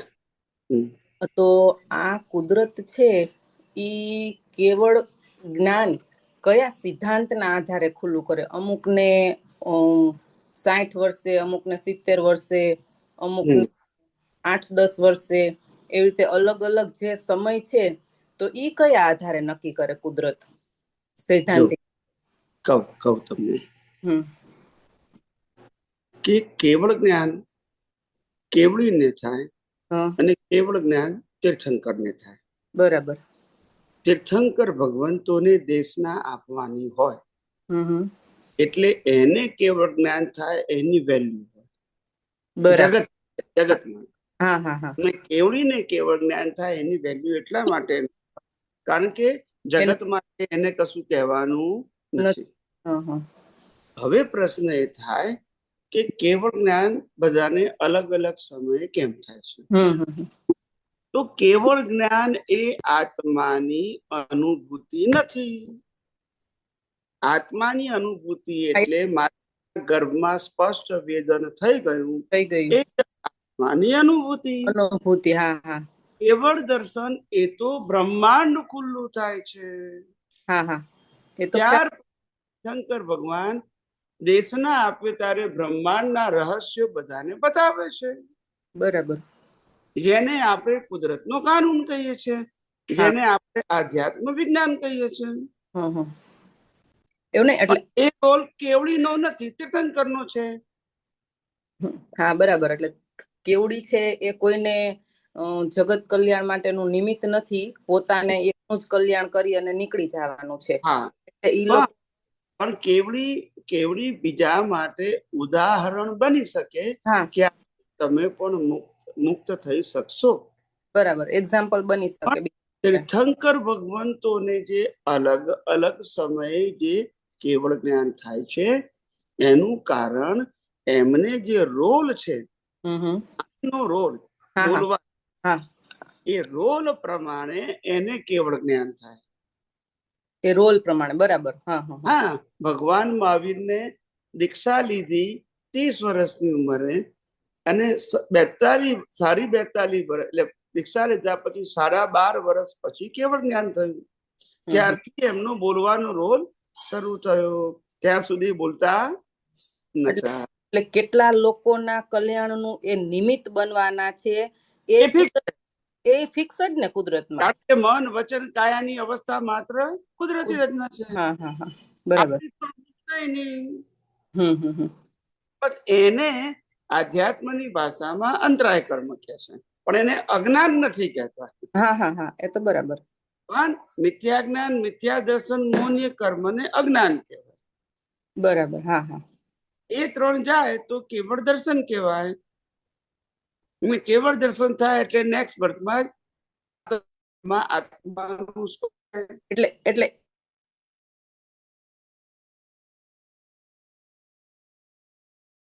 ઇન્ટેન્સિટી થી આ સમયગાળો નક્કી ન થાય ને? ના થાય. બરાબર. એટલે એનો રોલ એના આધારે તમારો અજ્ઞાન નાશ થાય. પણ કેવળ જ્ઞાનનું જે બીજ છે એ તમારું જે અજ્ઞાન નાશ થયા પછી જગત કલ્યાણનો જે ભાવ છે એ ભાવની તીવ્રતાને આધારે અને વ્યક્તિઓ સાથેના કર્મના હિસાબને આધારે કુદરત નક્કી કરે છે કે કેવળ જ્ઞાન તમને ક્યારે આપવું. બરાબર. કેવળ દર્શન છે, સ્પષ્ટ વેદન છે, આત્માની અનુભૂતિ છે, એની અંદર તો બધાને માતાના ગર્ભમાંથી થાય છે, એમાં આગળ પાછળ થતું નથી. બરાબર. હા હા. એટલે આત્માની અનુભૂતિ માટે ટાઈમ ઝોન નથી, કેવળ જ્ઞાન માટે ટાઈમ ઝોન છે. હા હા હા હા. બરાબર. એટલે આ વસ્તુ આજે એક્ઝેક્ટ ખ્યાલ આવી ગઈ. તમે અત્યારે વાત કરી ને કે એની કેટલા લોકોનું નિમિત્ત બનવાના છે કલ્યાણ, એના આધારે કુદરત નક્કી કરે છે. બરાબર. યસ. હવે મારે બોલવાનો રોલ જ ના હોય તો પછી શું કરવાનું? એવી રીતે બોલવાનો રોલ લોકોને કામ ના લાગે, રોલ ના હોય તો. એટલે રોલ હોય ત્યારે જ કેવળ જ્ઞાન ની ડ્યુ ડેટ આવે. કારણ કે કેવળ જ્ઞાન થાય પછી પહેલી દેશના થાય, એમાં કેટલાય લોકો દીક્ષા લે, સાધુ સાધ્વી, અને કેટલાય શ્રાવક શ્રાવિકાઓ સાંભળવા આવે. આવો હિસાબ હોય. હા હા હા. એટલે કેવડીઓને તો એવું કઈ ફિક્સ નથી, પણ કેવડીઓને તો રોલ નથી, તો આયુષ્યના પાછળના ભાગમાં લાસ્ટ ટાઈમમાં કેવળ જ્ઞાન ખુલી શકે એવું થઈ શકે ને? હોઈ શકે. પણ એને એ કેવળ જ્ઞાન ખુલ્લું ના થયું એટલે અજ્ઞાન ના કહેવાય. હા, એ તો બરાબર, એ તો કોઈ ઇસ્યુ જ નથી. ઈ એના માટે તો, અને કેવડીઓને તો શું છે કે ખુલ્લું થાય કે ન થાય ઈ તો આત્મામાં જ છે. હા, અને બીજું રોલ શું, તો લાવ્યા નથી. દુનિયાને કશું ફેર પડતો. હા હા, બરાબર. એટલે તીર્થંકરમાં નમો અરિહંતાણમ પહેલા મૂક્યું છે, કારણ કે એ જીવતા છે. પણ હા નમો કેવડી એવું નથી મૂક્યું. હા, સિદ્ધાણમ પછી આવે. હા, પણ સિદ્ધાણમ એટલે તો મોક્ષે ગયા હા હા, એવી રીતે. હમ. પણ જે મોક્ષે ગયા એ બધા તીર્થંકરો કે અરિહંત, ત્યાં બધા સરખા પછી. હા હા, બરાબર, એ તો ખ્યાલ આવી ગયો. હા, ત્યાં કોઈ ભેદ નથી. હમ. અને આત્માની અનુભૂતિ બધાને સરખી જ છે, એમાંય ભેદ નથી. પણ આ તો બિલકુલ નહીં, રોલ રોલ નથી આવ્યો. રોલ જુદા છે. હા, બસ રોલ બેયના જુદા છે, બરાબર. કેટલાક સામાન્ય રીતે રાજા થઈને મોક્ષે જાય તીર્થંકરો, કેટલાક ચક્રવર્તી થઈને મોક્ષે જાય. હા, તો એનો વૈભવ જુદો હોય બહારનો. એ ઇતિહાસમાં આ સાધુ માંથી તીર્થંકર બને એવા કોઈ એક્ઝામ્પલ છે નહીં ને? ના ના ના, કોઈ ના બને. સાધુ એટલે બધા દીક્ષા તો લે તીર્થંકરો. બરાબર. બધા તીર્થંકરો દીક્ષા તો લે, એટલે એને વ્યવહારથી સાધુ તો કહેવાય. પણ એનું ઉદય કર્મ છે. હા હા હા, આપણે સાધુને જેમ પુરુષાર્થ કહીએ છીએ, એને પુરુષાર્થ ના કહેવાય. એ દીક્ષા લેવી એ પણ એની ડ્યુ ડેટ છે, ઉદય કર્મ છે. હા હા હા, અને લગ્ન કરે તે ઉદય કર્મ છે.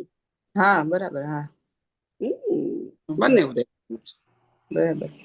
આ કુદરતી રચનાનું જે વિઝન ખુલ્લું થયું છે ને, ઈ એટલું એક્ઝેક્ટ છે ને કે કોઈ કરતા કોઈ વસ્તુમાં હે ને આમ કોન્ટ્રાડિક્શન ઉભું જ નથી થતું. બધી જગ્યાએ એક્ઝેક્ટ. એટલે તો એને કુદરત નો કાનૂન કે છે. કુદરત નું કાનૂન કઈ રીતે કોન્ટ્રાડિક્ટ ઉભું કરે? હા, એ જ ને. એટલે આ ધાર્મિક વાતો જ બધા પઝલ ઉભું કરતી હતી, કારણ કે વ્યૂ પોઈન્ટ છે. હા હા હા, કુદરત નું કાનૂન કોઈનો વ્યૂ પોઈન્ટ નથી, સનાતન સત્ય. એટલે આ વિઝન એટલું અલ્ટિમેટ છે, એટલે વિઝન નો અનુભવ પણ અલ્ટિમેટ જ છે. થાય જ અનુભવમાં આવે, પાછું અનુભવમાં આવે. સરસ. જય સચ્ચિદાનંદ પ્રભુ. જય સચ્ચિદાનંદ. जय सच्चिदानंद स्वामी जी। कोटि जय कोटि वंदन, जय कोटि सच्चिदानंद। कोटि बोलो। प्रणाम। और तबीयत पानी कैसे है स्वामी जी आपका? बस सब कुछ ठीक है, सब कुछ ठीक है। आप बताइए मेरे को। जी कभी कभी संजोगों में ऐसा ऐसा उपयोग लगता है, वो डिस्चार्ज वाला और चार्ज वाला पार्ट दोनों अलग अलग लगता है, उससे भी अलग में शुद्ध आत्मा हूँ। जी जी जो जी। कभी कभी ऐसा चलता है, तो क्या वो बराबर है स्वामी जी? देखो, अहंकार तो चार्ज और डिस्चार्ज दोनों अलग ही रहेंगे। डिस्चार्ज अहंकार मन वचन काया की अवस्था के साथ जुड़ा है, और चार्ज अहंकार पुरुषार्थ के साथ जुड़ा है। चार्ज वाला अहंकार दिखता नहीं है, डिस्चार्ज वाला अहंकार देख सकते हैं, क्योंकि मन बुद्धि चेत अहंकार सब डिस्चार्ज है। वाणी भी डिस्चार्ज और बर्तन भी डिस्चार्ज है, तो इसको हम देख सकते हैं। चार्ज वाले भाव को नहीं देख सकते हैं। हाँ जी। हाँ, तो ऐसा लगा जो डिस्चार्ज में मन वचन काया की जो क्रिया हो रही है वो दिखता है, तो दिखते है तो वो लाइव वाले को दिखता है, इससे भी मैं अलग शुद्ध आत्मा हूँ, वो अंदर अंदर ऐसा चला। हाँ, नहीं, डिस्चार्ज वाले भी डिस्चार्ज को देखता है, मगर वो पुरुषार्थ नहीं कर सकता। जी। और चार्ज वाला भाग है, वो नया भाव भी कर सकता है, या तो कुदरती रचना देख के अलग भी रह सकता है। जी हाँ, वो ऐसे अलग लगा कि वो क्रिया हो रही है, उसको वो देख रहा है, वो देख रहा है। हाँ, यस यस यस, ये तो ये हमारा पुरुषार्थ बराबर है। बराबर है, बिल्कुल बराबर है। बराबर। तो कभी कभी ऐसा तो लगता है मन वचन काया की क्रिया एक कुदरती रचना है, वो ऐसा ऐसा ही चलता है, वो दिखने वाला अलग नहीं होता, तो उसमें क्या, उसको कैसे समझे हम? कोई बात नहीं, वो कभी कभी जुड़ जाते हैं ना, इतनी जागृति नहीं रहती, नहीं कोई बात ठीक। नहीं। आप इसको बाद में भी देख सकते हैं ना, जी हाँ, बाद बाद में तो में। दिखता है, वो उसी टाइम नहीं लगता है। हाँ हम्म, हाँ, तो तुरंत दिखते हैं तो अच्छी बात है, नहीं दिखता है तो बाद में भी वो अवस्था जब सामने आ जाए दोबारा दृश्य के जी रूप में, तो कुदरती रचना देख लेना, यही तो हमारा जी प्रतिक्रम। जी ये सच चलता है स्वामी जी, और फिर आप आशीर्वाद दीजिए, हम विज्ञान का उपयोग कर सके और मोक्ष मार्ग में आगे बढ़े, जरूर जरूर, जैसे आशीर्वाद दिए स्वामी। बस मेरे खूब खूब आशीर्वाद, खूब प्रगति करो। हाँ, जय जय सच, सच्चिदानंद। જય સચિદાનંદ સ્વામીજી. जय सच्चिदानंद। બોલો બોલો। સ્વામીજી, મારે એક પ્રશ્ન એ હતો કે કૃપાળુ દેવે કીધું છે કે સ્ત્રી પુત્ર આરંભ પરિગ્રહના પ્રસંગોમાં જો નીચ બુદ્ધિ છોડવાનો પ્રયાસ કરવામાં ન આવે તો સત્સંગ ફળવાન કઈ રીતે બને? તો આપણને જ્ઞાન દર્શનનું જે વિઝન તમે આપ્યું છે, તો એમાંથી આપણને કઈ રીતે ખબર પડે કે આપણી માતા પિતા સ્ત્રી પુત્ર સાથે નીચ બુદ્ધિ છૂટી ગઈ છે? એક વસ્તુ છે, પહેલી વસ્તુ એ કે માતા પિતા શરીરના કે આત્માના? શરીરના. ભાઈ બહેન શરીરના કે આત્માના? શરીરના. પતિ પત્ની બાળકો શરીરના કે આત્માના? શરીરના. કાકા મામા ફુવા ફૈબા શરીરના કે આત્માના? શરીરના. સત્તા સંપત્તિ સંબંધ સાધન શરીરના કે આત્માના? શરીરના. હા, તો શરીરનું જે છે એ બધું કુદરતી રચના જોવાનું કહીએ છે, રાઈટ સ્વામીજી. પછી મારો ભાવ કેવી રીતે આવશે અંદર? Right Swamiji, right right right. કુદરતી રચના ન જોવો તો માલિકી ભાવ, કર્તા ભાવ ને ભોગતા ભાવ ને દેહાદ્યાસ આવે, પણ કુદરતી રચના જુઓ તો કઈ રીતે આવે? બિલકુલ બિલકુલ, રાઈટ રાઈટ. સિમ્પલ જ સાયન્સ છે. મન વચન કાયા ને તેની અવસ્થા અને 5 જ્ઞાનેન્દ્રિયોથી અનુભવાતી સમગ્ર સૃષ્ટિને કુદરતી રચના જોવાની છે. તો પછી કર્તા ભાવ, ભોગતા ભાવ, માલિકી ભાવ આવે જ નહીં, દેહાદ્યાસ આવે જ નહીં. કેટલું સિમ્પલ સાયન્સ આપ્યું છે, કઈ ગોળ ગોળ પ્લસ માઇનસ કઈ જ નહીં, ગમે ત્યાંથી ટેલી થાય. શું કીધું? ગમે ત્યાંથી ટેલી થાય, રાઈટ. વિજ્ઞાન છે ને, વિજ્ઞાન છે. અને સ્વામીજી, મા બાપને જયારે કંઈક માંદગી આવે, કઈ આવે તો અંદરથી હલચલ થાય કે એમને હોસ્પિટલમાં મૂક્યા હોય તો ઓક્સિજન ઉપર મૂક્યા હોય તો આ બધું જોઈને થોડુંક અંદરથી ડિસ્ટર્બન્સ થાય. તો એવી પરિસ્થિતિમાં કઈ રીતે સંભાવ રાખવો? કશું નહીં, ફાઇલ નંબર 1 ને થાય છે, એ ફાઇલ નંબર નો હિસાબ છે, મૂક્યા ના પડીશ આપણે. Okay, right. આપણે ફાઇલ નંબર 1 ને જોનારા છીએ ને, આપણે file number 1, right right right. File number 1 ને અસર થાય છે, બરાબર છે, એ થાય, લઈને આયા હોય એટલે નીકળે તો ખરી જ ને. Right right. પણ એને કુદરતી રચના જોવા એ આપણી દ્રષ્ટિનો પુરુષાર્થ છે. રાઈટ. એક ને થાય છે એ કુદરતી રચના છે, અવસ્થા છે એની, લઈને આયા છે. Right right. એટલે વેદનીય કર્મનું એમનું જે લઈને હિસાબ આવે છે એના હિસાબે જ અમને અત્યારે આવું બધું જે થતું હોય એ થાય. એમને વેદનીય કર્મ છે ને આપણને જે ફીલ થાય છે ફાઇલ નંબર 1 ને, એ વેદનીય કર્મ છે. Okay, right. સારી બાબતમાં ખરાબ બાબત બંનેમાં વેદનીય કર્મ જ કહેવાય, સાતા કે અસાતા બંનેમાં. રાઈટ. એટલે સમ્યક પુરુષાર્થ સ્વામીજી કોને કહેવાય? કે મા બાપને સમજો આપણે મેડિસિન્સ ને બધું કરાવતા હોઈએ પણ અંદરથી અજંપો રહ્યા કરે કે નહીં હજી વધારે જલ્દી ક્વિકલી રિકવર થઈ જાય એવું કંઈ કરીએ, તો એ અજંપો જે રહ્યા કરે તો એ સમ્યક પ્રયાસ કહેવાય કે ના કહેવાય? નહીં,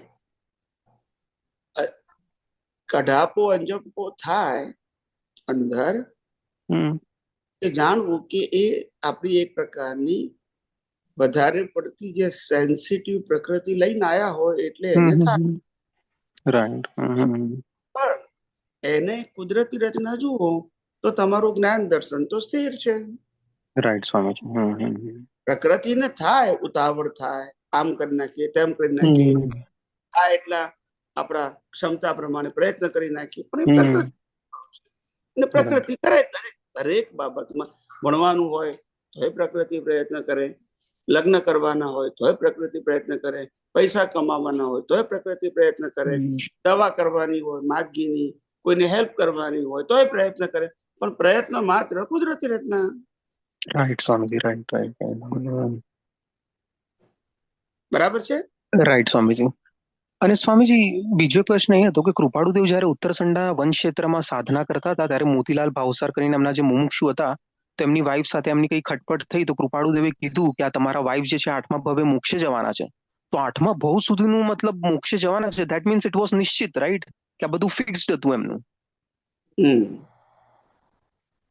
એટલે એટલે બની શકે કે એમનો આ જે મનુષ્ય ભાવ હતો એ પછી 7 ભાવ બીજા હોઈ શકે એમનું, રાઈટ. મનુષ્યમાં અને પછી મોક્ષે જાય, પણ એ બહુ બનવું ઓછું છે. હવે એમને કેમ કીધું હશે, એમના જ્ઞાન દર્શનને આભારી છે. આપણે એમાં કશું વધારે ના કહી શકીએ. આપણે પામેલા નથી એટલે ના કહી શકીએ. બરાબર, right. Thank you Swamiji, thank you. જય સચ્ચિદાનંદ, જય સચ્ચિદાનંદ.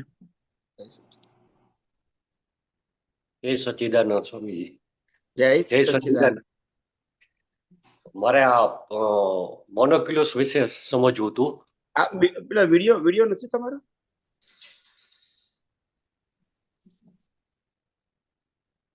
વિડીયો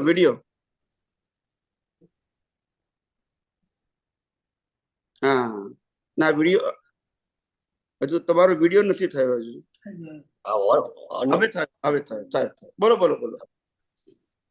જય સચ્ચિદાનંદ. રાજકોટ થી ને આપણે? હા. બોલો. સાયકલિસ્ટ. હા, એક્ઝેક્ટલી ગોટ ઇટ. યસ. ના બોલો.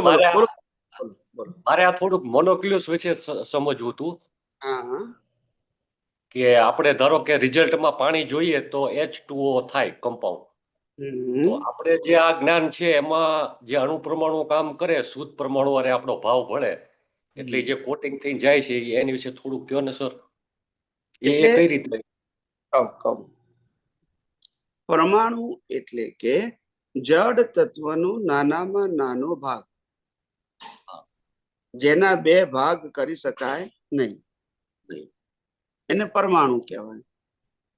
અણુ મોટું કહેવાય, પરમાણુ નાનું કહેવાય. હવે એ પરમાણુ જ્યારે કોઈ પણ વ્યક્તિ અજ્ઞાન અવસ્થામાં આત્માની હાજરીમાં ભાવ કરે છે, ત્યારે એ પરમાણુ શક થઈ એના ઉપર કોટિંગ લાગે છે,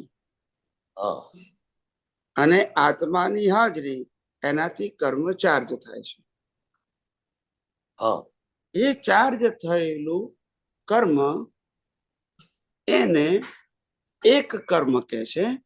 એવું આખી લાઈફ ના ચાર્જ થયેલા કર્મ જે છે એને કારણ શરીર કહે છે. ઇંગ્લિશમાં કોઝલ બોડી કહે છે. એ કારણ શરીર કુદરત પાસે જાય, કારણ કે રિઝલ્ટ કુદરતે આપવાનું. આજે તમે સ્કૂલની અંદર, કોલેજમાં એક્ઝામ આપો છો, પછી પેપર કોણે આપો છો? ટીચરને કેમ આપીએ છીએ? એક્ઝામાઇન પર માટે કે આમાં શું છે, રિઝલ્ટ દેવામાં. ઘેર લઈને આવીએ તો રિઝલ્ટ આપે ના.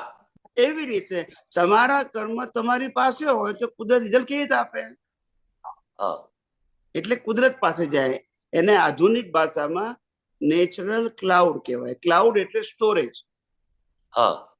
જેમાં આપણે મોબાઈલમાં પણ જે ડાટા સ્ટોરેજ થાય ને એને ક્લાઉડ કહેવાય. એવી રીતે આ કુદરતનું ક્લાઉડ છે. એમાં બધાના કર્મનો ડેટા સેવ થયેલો હોય. એ ડેટાને આધારે તમારો પુનર્જન્મ નક્કી થાય, અને એક પછી એક કર્મનું ફળ માટે કુદરત શરીર, સંજોગો અને શક્તિ આપ્યા કરે. બસ. પણ આવું આ કળિયુગમાં આટલું બધું જાણવા મળે એ તો આમ બહુ આશ્ચર્ય લાગે છે. આ બધું સમજાવી શકો છો, એક આશ્ચર્ય લાગે. સતયુગમાં જ કરતા હોય, કળિયુગમાં આ બધી વાતો કોઈ ના કરે સાહેબ. આ તો દર્શન, અમારું આ કુદરતે દર્શન ખુલ્લું કર્યું એટલે અમે કરીએ, બાકી કોઈ ના બોલી સર, હમણાં હું વાંચન કરતો હતો ને, તો ડાલ્ટન નો નિયમ છે ને, ડાલ્ટન આપણો, એની વિશે વાંચતો હતો. પછી એવું કે ઈ તો ડાલ્ટને જે કીધું તો આપણા કનાદ ઋષિ હજારો વર્ષ પહેલા કહી ગયા. નાનામાં નાનો પણ કણ હોય છે કે જે અવિભાજ્ય છે, એ તો કહી ગયા. હવે ઈ જ્ઞાન અત્યારે નીકળી રહ્યું છે, એટલે તો આમ વન્ડરફુલ ની પણ ઓઝમે ની પણ અમેઝિંગ લાગે. જે ક્લિયરિટી સાદી ભાષામાં મળે છે. બિલકુલ. આટલું સરળ ભાષામાં વિજ્ઞાન મહાવીરના નિર્વાણ પછી નીકળ્યું જ નથી. હતું ને એવું નથી કેતો, હતું તો ઘણા બધા પાસે, હું એવું નથી કેતો, પણ નીકળ્યું નહીં કારણ કે સંજોગ નતા. અમારું નીકળે છે કારણ કે સંજોગ છે. એ કે અમારી શક્તિ નથી, પણ અમારા ગયા અવતારના ભાવ છે, એનું આ ફળ છે. બરોબર છે. ને તમારા બધાની પુણ્ય છે. એક હાથે તાલી ના પડે, સાચું છે. બીજું કઈ પૂછવું છે કઈ? ના બસ આ મને થોડુંક મારે સમજવું હતું એટલા માટે. અભ્યાસ ચાલુ છે અને દ્રષ્ટિ ને જ્ઞાન વાપરી રહ્યો છું. નહીં, પાછા રાજકોટ આવીશું, તારા પાછા મળીશું પાછા. હા 100% સર, મોસ્ટ વેલકમ એની ટાઈમ. Okay okay. જય સચ્ચિદાનંદ, જય સચ્ચિદાનંદ, જય સચ્ચિદાનંદ. બોલો સ્વામીજી. જય સચ્ચિદાનંદ. જય. તમારા સુચરણોમાં કોટી કોટી પ્રણામ. અને તમે જે જગત કલ્યાણ કરી રહ્યા છો એવી અમારી ભાવના બી વયા કરે છે. હવે મારે કોઈ ક્વેશ્ચન નથી, પણ આ કોઝ ઇફેક્ટ અને લાઈવ ડિસ્ચાર્જમાં છૂટા રહી અને ગિરીશ કામ કરે અને વાણીને સ્વયં પરિણામમાં નથી રાખી શકતો, એ બી કુદરતી રચના છે, એ મને ખબર છે. પોતાને આત્માનો સ્વભાવ નિર્વિકલ્પ સ્વભાવ છે, બરોબર? Yes yes. તો જે લઈને આવ્યો છે, નીકળી રહ્યું છે, એ તો કોટી ભાવની પુણ્ય જાગી. કૃપાદેવ મળ્યા, આપ મળ્યા, દાદા મળ્યા, અને અત્યારે કંઠસ્થ બી સિમંદર સ્વામી પ્રભુની તમારી સાથેની લિંક છે. આ અનુભવ મારો પોતાનો છે, બરોબર ને? તો મારો માર્ગ બરોબર છે કે ક્યાંક? બિલકુલ. ના ના, બિલકુલ બરાબર છે. અને મારું ડિસ્ચાર્જ ને હું જોઈ રહ્યો છું, એનો જ્ઞાતા હોઉં. આપણે ક્યાં કરી શકવાના? ના ના, હમણાં મારે યુદ્ધ થયું સવારે 2:30 વાગે. મારા મનેવીને આપણે બંથરી કરી ને, દીકરી તરીકે તો વ્યવહાર કહેવાય નિશ્ચયમાં, પણ એના લગ્ન કરાવવા સીતાના જવાબદારી જનક રાજાની છે. પછી સ્વયંવર ભરવું પડે. તો મેં તો બધાને ઘણાને કહ્યું છે, એમાં કુમાર નિમિત્ત બન્યા છે. અને પાત્ર 5 ગામનું આવ્યું છે. આ તો ખાલી કહેવા પૂરતું કહું છું, તમારો ટાઈમ વેસ્ટ કરું છું, સોરી. અને બસ એ પાત્ર આપની કૃપા વર્ષે સિમંદર સ્વામીની, શ્રી કૃષ્ણની ભક્ત છે. આપની કૃપાના દર્શન એને પહોંચાડજો. અને એના આત્મા નિર્વિકલ્પ છે અને સંસારમાં રહીને મોહ માયાથી મુક્ત થઈ અને નિરૂમા જેવું કામ કરે એવી પ્રાર્થના કરું છું આપને. અને આ પછુક એને માટે બંત્રી નામ છે, એટલે પ્રાર્થના કરજો. ચોક્કસ ચોક્કસ. અને જગત કલ્યાણ નામે નિમિત્ત બની અને આપની જેમ આપના પાછળ પોઠીએ ચાલીએ. બસ. અને હમણાં ઘણા મહાત્માઓને મેં કૃપાદેવમાં બી જોડ્યા છે. પરમાત્મા પાસે આપણે અંતર્યામી પરમાત્મા પાસે શક્તિ માંગીએ છીએ. જી. તો આત્મા, અંતર્યામી પરમાત્મા એ આત્મા. તો આત્મા તો કઈ કરતો નથી, તો શક્તિ કેવી રીતે મળે? આત્મા કઈ કરતો નથી ને આત્મા વગર કોઈ શક્તિ પ્રગટ થતી નથી શરીરને. આત્માની હાજરી વગર કર્મ બંધાય નહીં, આત્માની હાજરી વગર કર્મ ભોગવાય નહીં. છતાંય આત્મા કરતો નથી, એનું નામ કેટાલિસ્ટ. બરાબર. કેટાલિસ્ટ એટલે જેમ સૂર્યનારાયણની હાજરી વગર દુનિયા ચાલે નહીં ને સૂર્યનારાયણ દુનિયા ચલાવતો નથી, એનું નામ કેટાલિસ્ટ. કેટાલિસ્ટ એટલે હાજરી. અને આપણે ગુજરાતીમાં ભણવામાં આવતું હતું ઉદ્દીપક, જો તમે નામ સાંભળ્યું હોય તો. ઉદ્દીપક. ના બરોબર, સમજી ગયો. એની હાજરી વગર ના થાય, પણ એ કરે નહીં. પ્રયોગ જ ના થાય, એની હાજરી હોય તો જ પ્રયોગ થાય. બસ. એટલે આત્માને અનુશક્તિ વાળો કહીએ છીએ. આત્મા ક્રિયા વાળો નથી, શક્તિ વાળો છે. શક્તિ વાળો છે. હા, ક્રિયા વાળો નથી. ક્રિયામાં મન વચન કાયા આવે. શક્તિમાં આત્માની શક્તિ, શાશ્વત શક્તિ.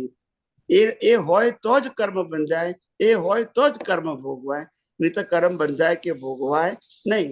પણ આત્મા કરે નહીં, એની હાજરીમાં થાય. કરે નહીં, થાય. બરોબર. હા. ઓકે. જય સચ્ચિદાનંદ. જય સચ્ચિદાનંદ. જય સચ્ચિદાનંદ. પ્રભુ બોલો બોલો. પ્રભુ, ઘણા સમય પછી આપની પ્રત્યક્ષ ઝૂમ મીટિંગમાં લાભ મળ્યો છે પ્રભુ. તબિયત સારી પ્રભુ? અવાજ નથી. જ્ઞાનની શક્તિ પણ એટલી વિસ્ફોટિક છે કે બધું અંધકારોને પેલું શું કહેવાય બોમ્બ વિસ્ફોટ થાય એમ બધું ક્લિયરિટી બધી મેદાન સાફ થઈ જાય એવું છે પ્રભુજી. બહુ સરસ, બહુ સરસ. જી પ્રભુ. અને આપને જે માર્ગ અને જે આજ્ઞા અમને જે ધર્મમાં આજ્ઞા આપી છે, આજ્ઞામાં જે ધર્મ આપ્યો છે એને અમે જેમ છે તેમ આપની આજ્ઞા એટલે સ્વધર્મ જે તમે અમને સમજાવ્યો છે એ જ ધર્મને અમે અનુસરીને આગળ વધીએ છીએ પ્રભુજી. એ જ અમારી ગુરુ દક્ષિણા પણ રહેશે અને અમે તમારા માટે વિનય કરીએ છીએ અને હિતકારી પણ છે પ્રભુજી, એ પણ અમે જાણીએ છીએ. અને પ્રભુજી વૈરાગ્ય મેં અમુક જગ્યાએ હું જાઉં છું તો મેં પૂછ્યું કે વૈરાગ્ય કેનાથી પ્રગટ થાય, તો મને જૈનિઝમ હું જાણતો નથી પણ છતાં પણ મને કીધું કે 12 ભાવના ભાવવાથી વૈરાગ્ય પ્રગટ થાય છે. 12 ભાવના.